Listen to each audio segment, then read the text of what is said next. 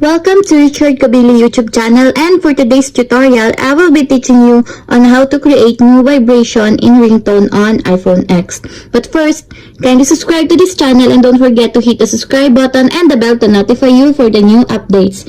And let's start. Using your iPhone X from your home screen, first, go to Settings. In the settings, scroll down and find the sounds and haptics, then click. Then in the sounds and haptics, go to sounds and haptic pattern section, then choose the ringtone. Then in the ringtone, click the vibration.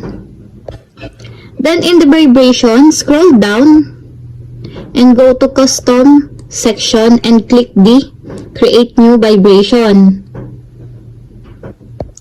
In the create new vibration, all you have to do is tap this part to create a vibration pattern, or you can hold it.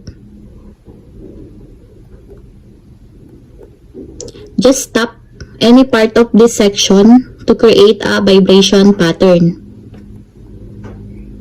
And when it is done, you can play it to preview your pattern. And it is now playing. And after that, when it's done, you can save your vibration pattern by clicking the save. And you can put a vibration name, for example, cut. And after that, click save.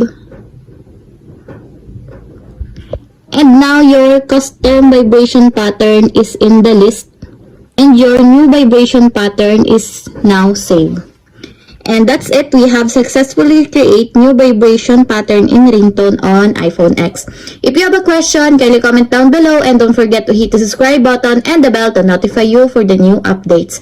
And thank you for watching.